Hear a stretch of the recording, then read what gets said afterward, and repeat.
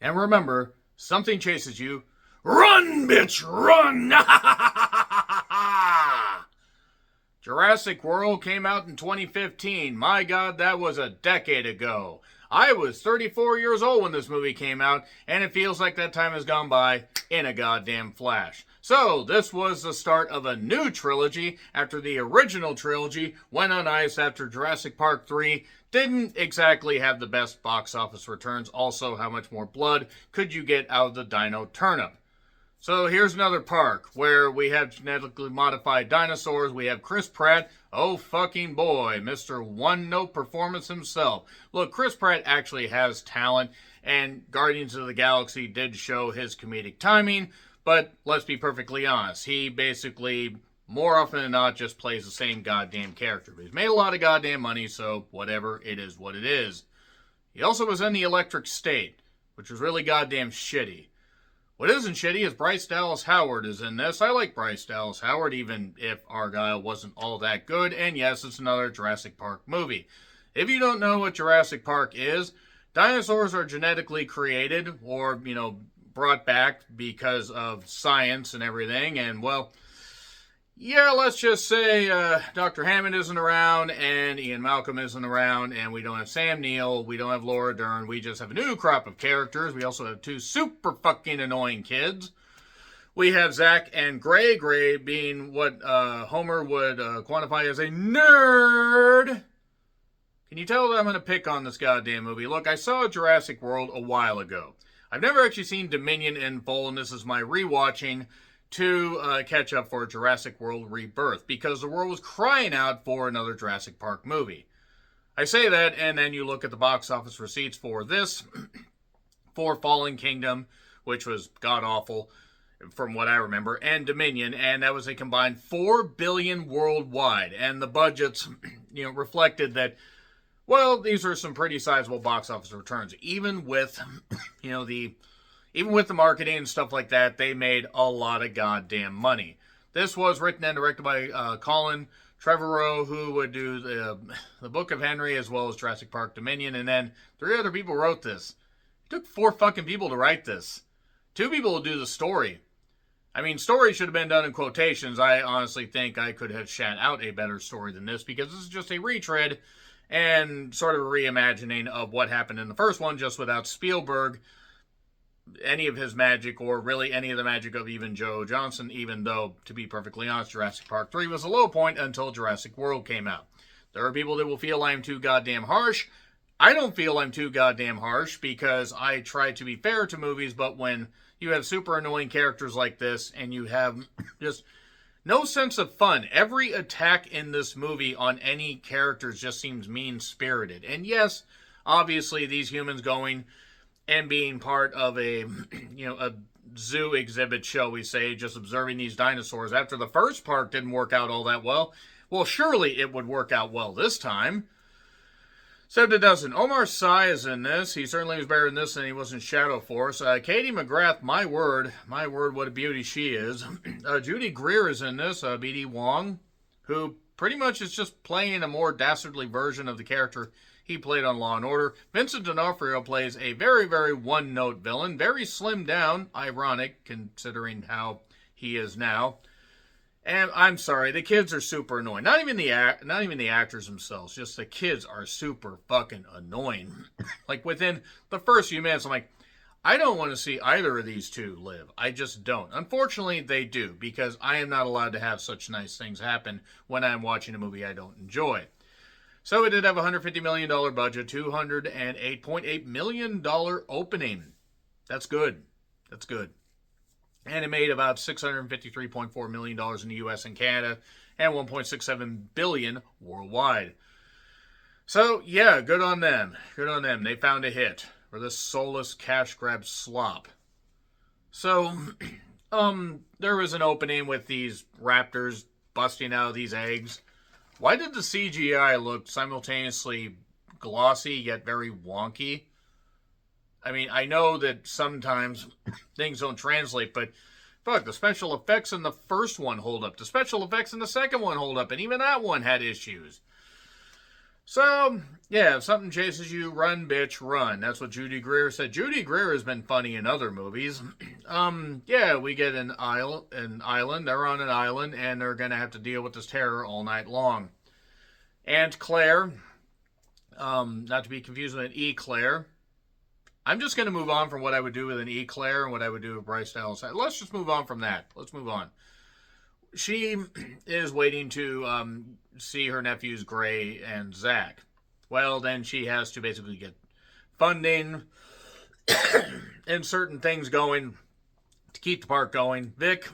Vincent D'Onofrio is clearly the very, very one-note generic villain, generic stock villain 2.5, or generic stock villain, just off of an assembly line. The old Jurassic Park shirt. Oh, it's for nostalgia. Ha ha ha ha. Oh, I'm sorry. I'm supposed to laugh. I'm supposed to find whimsy in this. Maybe it's just because I've rewatched, I rewatched first Jurassic Park a couple of years ago, and I'll actually probably catch up on that again, just so I can be in the right mood for Rebirth. But my God, what an offensively stupid movie this is. There's a very, very rich man, who, Irfan Khan, he does okay. I think his biggest issue is he's not really allowed to do all that much. He took over for Dr. Hammond. There's still the engine people. That's INGEN. Realize how that would sound if I didn't clarify that. And they've got spies everywhere because, again, nobody has learned. We can do this stuff for profit, we can do this stuff for science, and we could maybe, I don't know, stop genetically creating dinosaurs like the giant, I'm just going to call it the impotent Rex. And I know what it is, but I'm just going to call it the impotent Rex. There's also the whale shark monster thing that eats great white sharks. And, again, none of these creatures really matter. I mean, they come up with these names and great, maybe they actually existed, maybe they didn't, who cares. So soon after establishing that Claire and Owen used to have a relationship, briefly, very briefly, Gray and Zach go off on their own, leaving Katie McGrath to wonder what the hell's going on.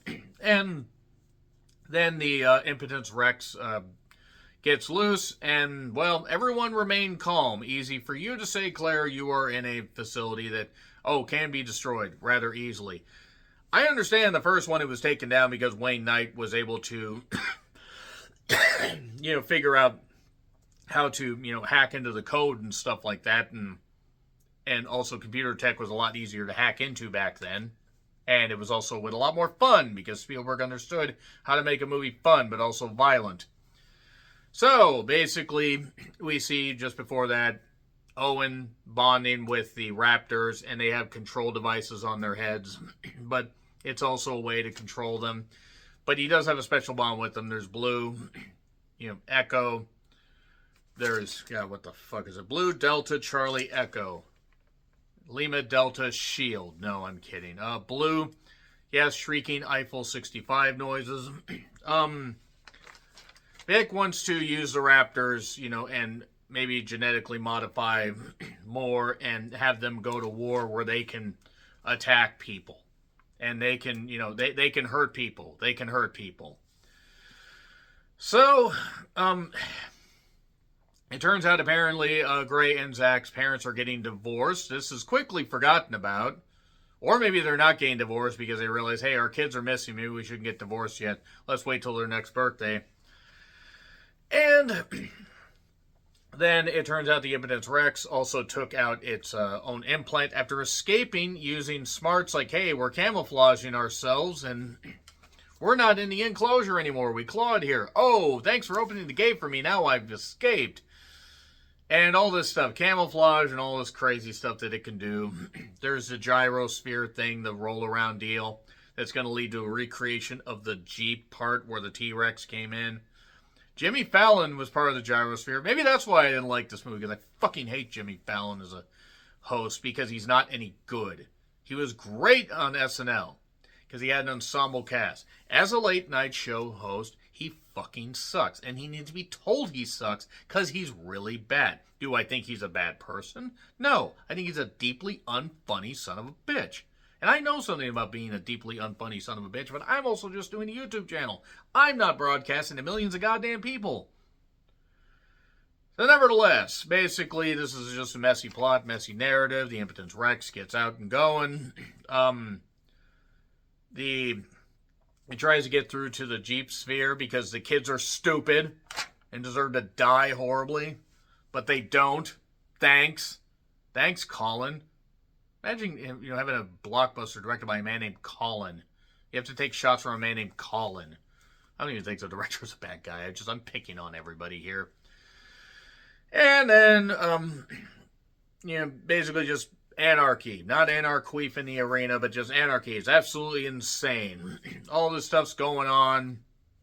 Vic is trying to, find a way to, save the samples along with Dr. Wu, B.D. Wong.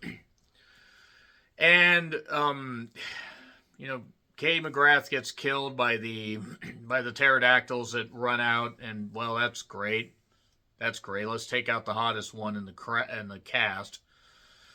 But after Claire saves Owen from an attack by some weird pterodactyl creature thing, they kiss. Started out with a kiss, how it ended up like this.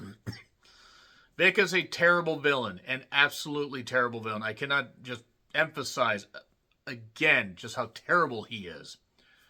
And more stupidity and people dinosaurs attacking and humans thinking they can stop this. And geez, they were more effective in the first movie. They were more effective in the second movie, and they weren't effective at all. So, Owen wants to protect his raptors. But the Impotence Rex will not allow for that. And the chase is on. It's on the screen. They find the Impotence Rex, and it turns out it's part raptor. So they're communicating with a noise. Sounds like one of my exes, when I caught... Let's just move on from that. So we're getting near the end of this goddamn thing. Vic basically says, let's save all our samples and go to our side project because, Site B worked out great in the second movie. And let's evacuate the lab. Oh, wait, here are the raptors. One of the raptors got blown up in the field, by the way, a little bit earlier, so now it's just 3 raptors. And Vic got. Well, that's a shame. God, raptors that eat for days with Vincent D'Onofrio. I feel so. Vincent D'Onofrio seems like a nice guy, but just doesn't seem healthy. I hope he's okay. But then Owen basically tries to communicate with them one more time, takes the headgear off of them, and then the Impotence Rex shows up, and they just happen to, by the way, be around the enclosure with the whale-sized goddamn, dinosaur, the Mosasaurus, I think is what it was called. The Mimosasaurus. I felt like drinking while watching this, and I don't drink. That's what this movie did. That's what you did, Colin, the director. That's what you did, writers. You drove me to almost drink. Thank you. So there's a bunch of enclosures, and one happens to have a T-Rex. So Bryce Dallas Howard says, open the goddamn T-Rex thing. They do. And I think the character's name was Lowry. T-Rex gets in a fight with the goddamn Impotence Rex, and, well, it looks like the T-Rex is dead until Blue happens to just show back up and dive. Thanks, Blue, for coming back. I was really scared that you had left and escaped. Like I wanted to escape this goddamn fiasco. But then we get Raptor and T-Rex teaming up, and then suddenly the Mosasaurus says, okay, enough of this, please. Please, I care too much about the viewer's sanity. I will take this. And drags the Impotence Rex down. So, okay. There's your genetically modified dinosaur. And everybody stays, well, the dinosaurs stay behind. Obviously, they can't get on the ship. They can't go under disguise, not until the device is complete. Time for cleanup, parents reunite, and gee, I wonder what's next. What's next is Fallen Kingdom. I will inevitably review that because I have about, a month as of this recording to get to the last 2. Yay! Fucking yay. Agree, disagree what I said, like, share, subscribe, Twitter, Letterboxd, Blue Sky handles in the description. I'm John Renthal, and until we meet again, happy trails to you.